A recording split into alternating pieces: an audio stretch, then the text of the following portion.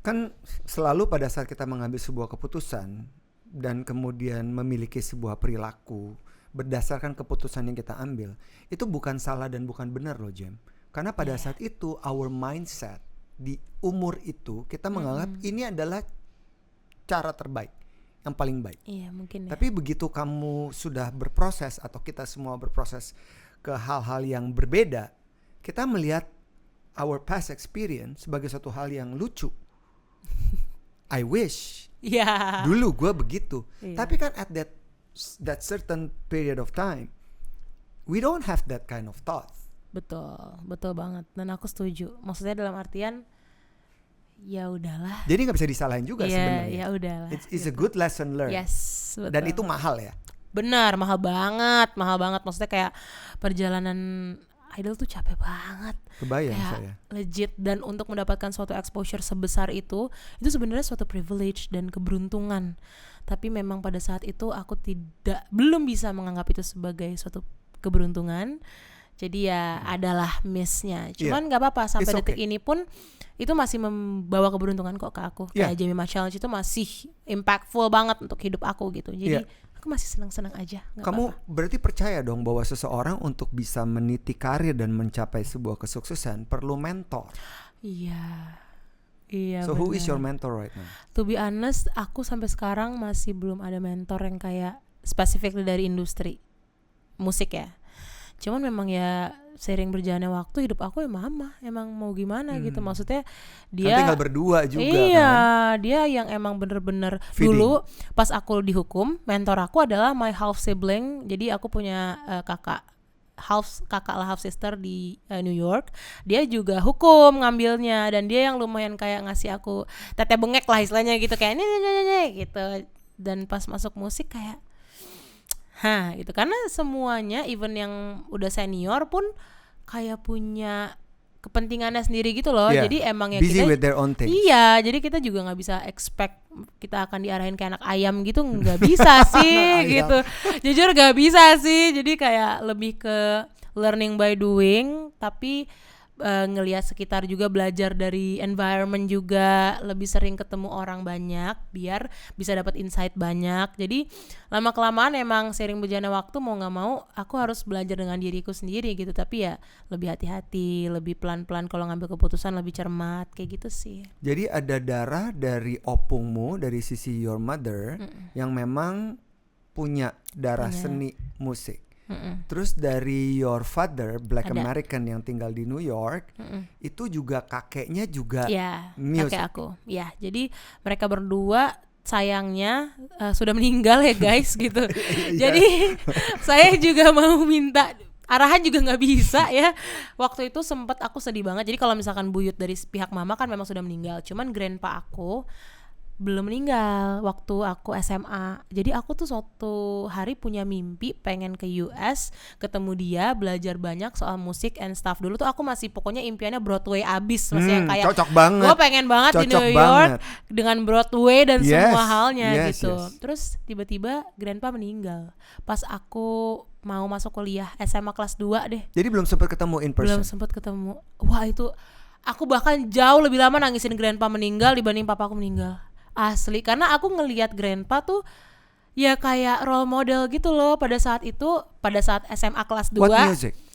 Dia blues. Wow. Jadi aku SMA kelas 2 kan belum yang hukum banget di kepala aku. Aku masih naruh sedikit opsi lah untuk musik gitu loh. Dalam artian yang kayak kalau gue bisa ke New York, gue bisa sama grandpa belajar, dia punya channel, gue bisa at least manggung, kayak cafe hopping untuk gue nyanyi and stuff.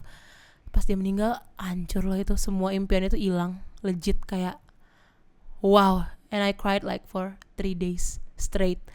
Jadi itu ngancurin hatiku banget, dan akhirnya aku menyadari di situ kayak ya udah deh, kayaknya memang gak ada deh part gue untuk di musik, kayaknya harus dikubur deh gitu. Terus ambil hukum karena siapa? Karena memang suka juga. Emang awalnya udah ada opsi-opsi pengen hukum karena suka nonton NCIS, Law and Order, Bones, Castle, aku suka banget. Ya pas udah mendekati SBMPTN udah harus masuk pilih-pilih kampus, kayak gue mau hukum. Cuman waktu itu mama maksakan kayak kamu harus UI. Minul aku kayak aku gak mau UI. Aku mau cabut dari Jakarta, aku mau yang jauh biar aku bisa fokus belajar, karena aku tuh butuh suatu kota yang environment baru biar aku bisa fokus gitu loh Kak. Aku tipikal anak yang butuh banget environment untuk bisa mensupport aku dan mentalku. Ya, itu namanya epigenetics. Iya ya. Between nature and nurture. Iya. Effort and environment. Jadi Dan akhirnya tepat sekali. Iya, jadi akhirnya aku kayak oh ya udah pilih kota yang emang kota belajar. Pilihannya antara Semarang atau Jogja. Yeah. UGM yang kayak impian aku banget jujur. Tapi kebetulan otak aku belum nyampe situ waktu itu gitu ya. Jadi akhirnya aku ikut UTUL juga, ujian tulis UGM waktu itu, cuma itu susah banget, gokil. Ya, lebih tough kompetisinya. Gila, gokil banget UTUL pada saat itu. Katanya malah pada saat ini UTUL yang gampang malah katanya. Jadi aku agak surprised.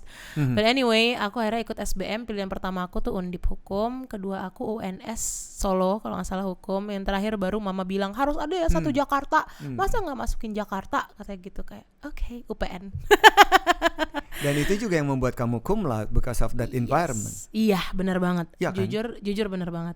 Padahal pas awal aku masuk kuliah berat banget Kak. Maksudnya kayak mungkin karena aku udah seneng banget bisa masuk, jadi aku ngeremehin. Jadi semester 1 aku bener-bener nggak belajar. Kayak seenak hati. Kayak gue baru masuk kota baru, gue mau explore, gue dapat teman-teman baru, seru gitu.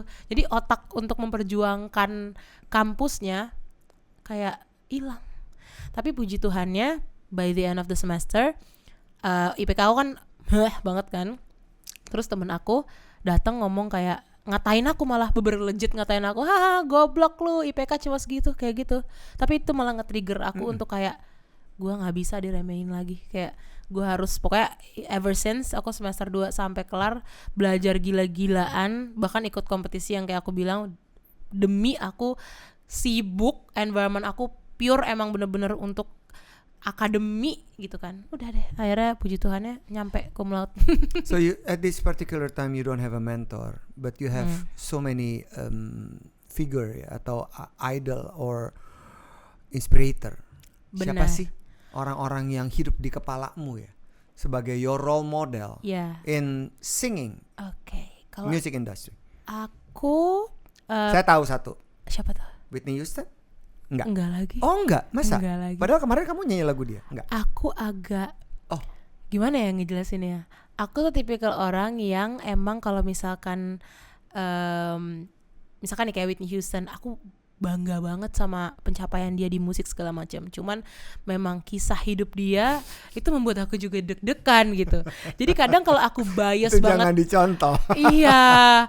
Jadi kadang kalau aku bias banget sama suatu idol, aku takut karena aku takutnya aku akan sangat follow the path, impersonating dia dan semua hidupnya gitu.